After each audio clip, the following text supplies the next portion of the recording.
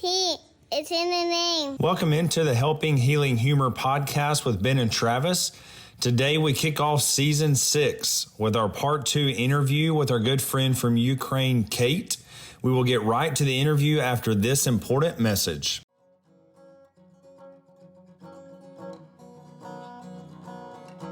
This episode of the Helping Healing Humor podcast is brought to you in partnership with ministryleague.com. We would love for more people to discover this show, so please rate and review us on iTunes or your podcast provider. Feel free to share on your social media and subscribe at benandtravis.com for the free ebook, 28 Days of Focused Living.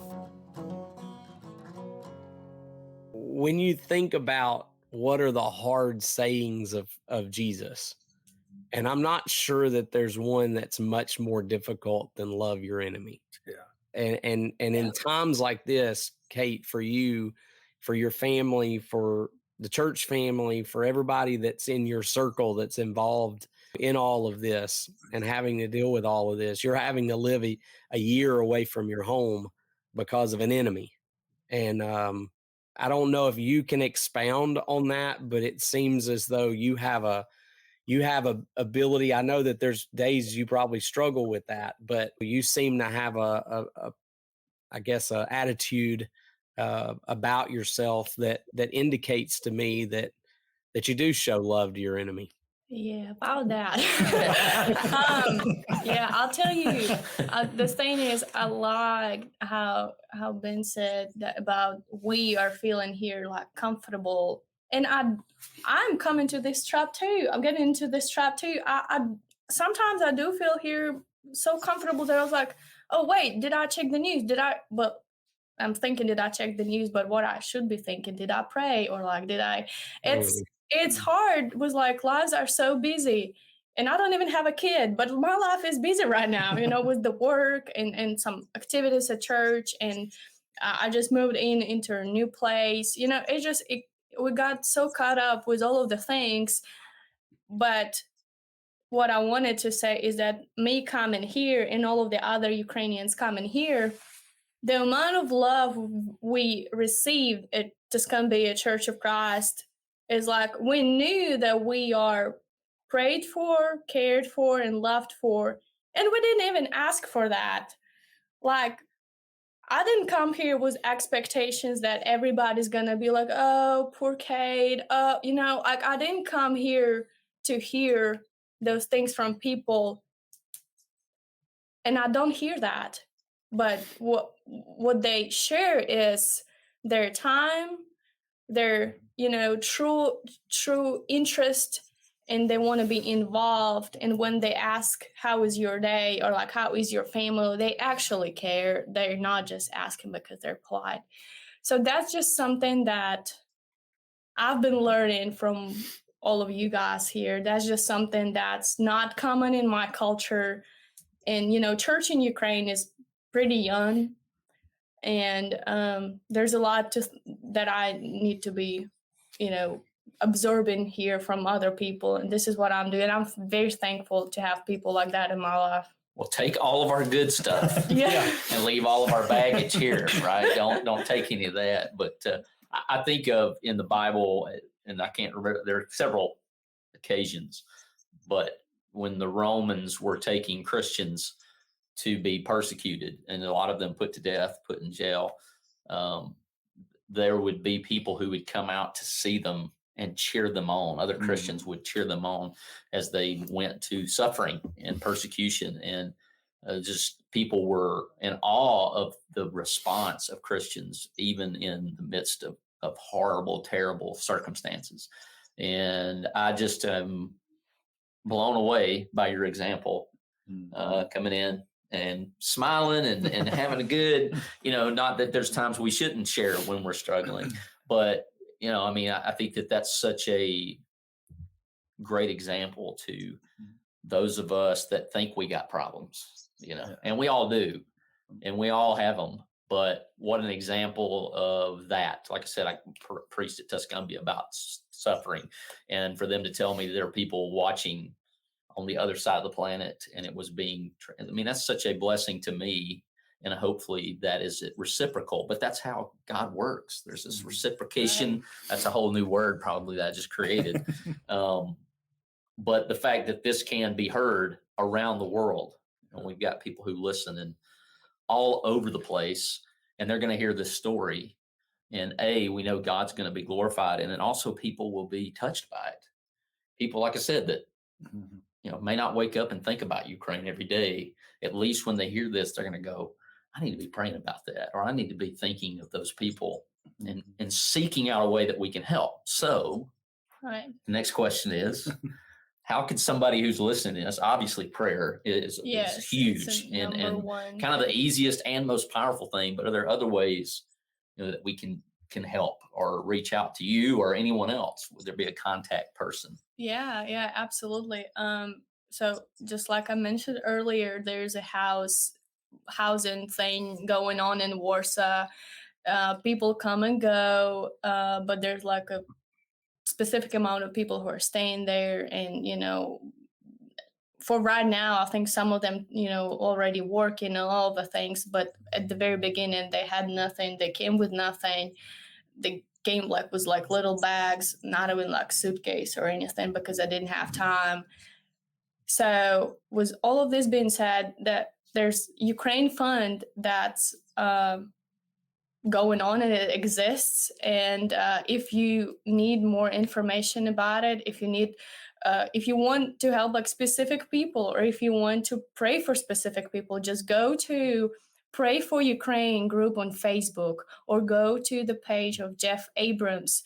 He updates really a lot, and he gets a lot of information about people and situations in Ukraine. Now, if you do want to know more information, specific information about what's going on in churches in Ukraine and Poland and some other countries across Europe, you can go to the page of Alexander Rodichev, which I know might be hard to tell. Rodichev is his last name, and you can find him on the Facebook with Jeff Abrams Friends. He posts really a lot. He tells what they're doing on the Western Ukraine. He tells things about, all of the people right now, what he and his friends are doing there. They're trying to make a list of all of the people, all of the preachers that are stayed in Ukraine actually, and stayed all over the Europe, and where they actually staying. So other people, if they want to come back, or if they want to, get out of the country, they would know specifically where these people are, and that can actually connect, and they can worship together.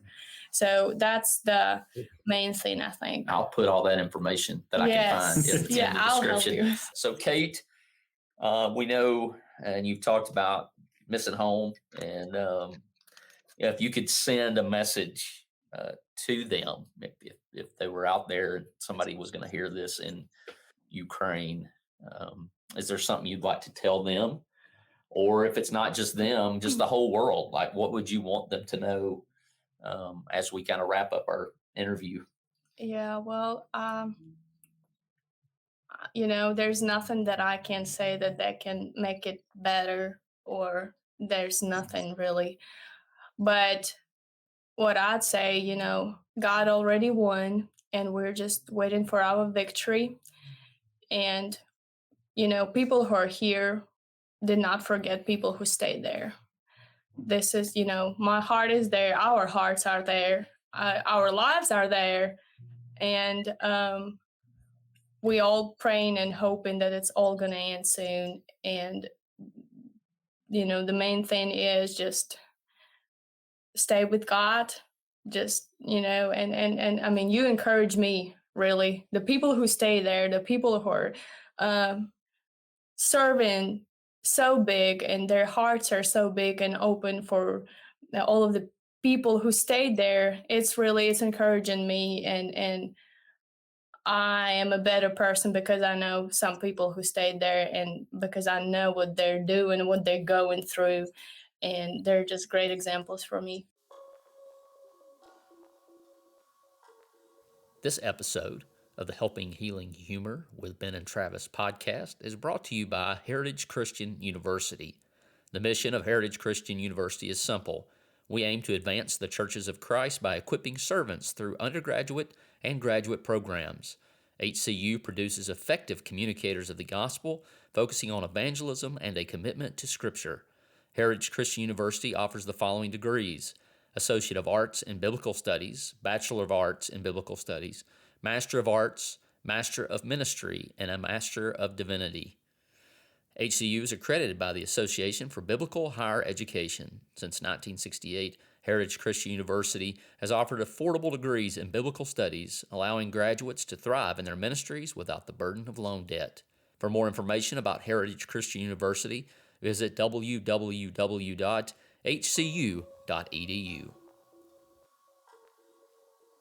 The other question then would be, since you have come to the United States, there's especially down here in the South, there are a lot of different options when it comes to music. And sometimes that can be just as divisive as the Alabama-Auburn question of, what kind of music do you listen to? So what have you found to be your favorite kind of music here in Alabama? Well, I've been living with some people and I was really influenced by them a lot. And I mean, a couple of years ago when I was just visiting them, they got me a ticket to a concert. So I really like things like Need to Breathe and like Judah and the Lion. That's just because Will and Jenna are big fans, and Ben Rector, which is different direction. I understand, but I like him too a lot. I understand it's a total different. Eclectic. Eclectic. Yeah. That's me. It's all of it for me, but some people are very hardcore country and some are not. So just curious what you picked up on. I'm just saying, Alabama Need to Breathe. Like, I mean, That sounds like a winner. yeah, that's a winner. We like in my book, winner. for sure. You're good company. Good company. I am She a home, passes. yes, I am a home cooking person. Like I have the best of all worlds. My mother-in-law is a person who she caters, so she does like weddings and stuff. So she's got her brand. It's awesome. My wife is a very healthy eater. It's got her brand. It's awesome. And then my mom makes grub, like beans and kind of thrown together, and it's amazing. So I don't go hungry, that's for sure. But if we could, or someone here could make one Ukrainian meal, or maybe I don't know what the word Delicacy. delicacy, There you go. or a candy. I know we probably got different candy. It could be one or the other. What would you take? Like if you could just have, that one thing, and it would just make the day better. No, we don't have it hid anywhere. Yeah, I know. I don't want to understand shit like it's not hid anywhere. I don't have anything. I'm So done. I was gonna say, You're all whatever she excited. chooses, Yeah. she has to fix, and then yeah, we'll leave we'll all it. participate. Yeah. Well, I really like chicken casserole. Thing Oh, well. Yeah. Did you grow up here? I mean, it's like I'm beginning to think. Is that a Ukrainian dish? Chicken Yeah. casserole? Well, I tell you, you might start hating me right now, but I do not like green beans. no green beans? It's okay. We can still be friends with that. Thanks. So I guess right after the conflict started, some of my buddies and I in Huntsville, Alabama, had a Ukrainian meal. And so all the people there, some of them had been to Ukraine, like fixed food that was, that was their jam. It was pretty good. Yeah. I was I'm not a real eclectic person when it comes to eating. Like I like the stuff I like, and that's what I stick to. But I was So picky. impressed. Yes, I was impressed. So Travis and I, when we go like travel places, that different places have that thing. Like we went to West Virginia, and they have pepperoni rolls. Isn't that what it's called? Yes. And so it's just bread, inside, or pepperoni inside bread. They used it in the mines, so it wouldn't go bad. They could, keep it in their pouches for days or whatever. So that's their thing. You go to other places and people have their thing. So what's the Ukrainian, or at least your town's like? Is there a taste of the town? Is there a thing that if you were to go there, this is what you're going to eat at some point? Yeah. Well, if you're going to go to like a Ukrainian restaurant, you might want to order like dumplings with meat or dumplings with it sounds gross, maybe. Dumplings with cabbage, but it's very good. Or our borscht looks a lot like your chili. Borscht is the best. This is what I should ask you after you trying out borscht, and I'll decide if I like you or not. If you're in the borscht camp or not borscht camp, Gotcha. Well, look, you just said y'all have chili and you have dumplings. Are you Alabama? We had borscht, but it looks like chili. Oh, it looks like chili. Yeah. I just wanted you to have an idea. What's in it that makes it different than chili? Okay, there's cabbage, potatoes, any kind of meat can be in it. So you should just ask what kind of meat there, and a tomato paste, and some veggies. That's it. Excellent. I could go with that. I was about to say, sounds good to me. Some people do not like it because it's red, and they're like, oh, I totally had some of that at that meal I was talking about. I had both of those, and I was, like I said, it was good. It was good. I was fired up. When they said they were going to do Ukrainian food, I had to be honest. I was like, oh, I'm going to be too picky for this. You had borscht and didn't even try all this, and it was good. It was good. That's awesome. I ate too much. That's how that works. You tell me where borscht is being fixed at some point, and I will come try. I will, absolutely. Yeah. We appreciate all the things that you've gone through, and yet still trusting in the Lord. And that's just a tremendous example. If you ever say another thing or not, just the light that you kind of shine coming into a room. And my wife was very disappointed when she found out I would not be recording this in Fayetteville because she wanted to tell you hi. I was disappointed she's not going to be here. I'm going to tell you for her that she said hi. She was very impressed with you at TLC. Well, I'll tell you, when I heard her story, I was like, okay, people like her should have been here. Not like me. I don't know. She would totally disagree, but that's what makes y'all so great. Humility. I need some of that. But Kate, thank you for being with us. Yeah, absolutely. Thank you for inviting. Thanks. Awesome. Thanks for being with us for this episode of the Helping Healing Humor podcast. Be sure to download our free ebook, 28 Days of Focused Living, at benandtravis.com and receive all of our Helping Healing and Humor extra content directly in your inbox. We look forward to having you join us at the same Ben and Travis time, same Ben and Travis channel.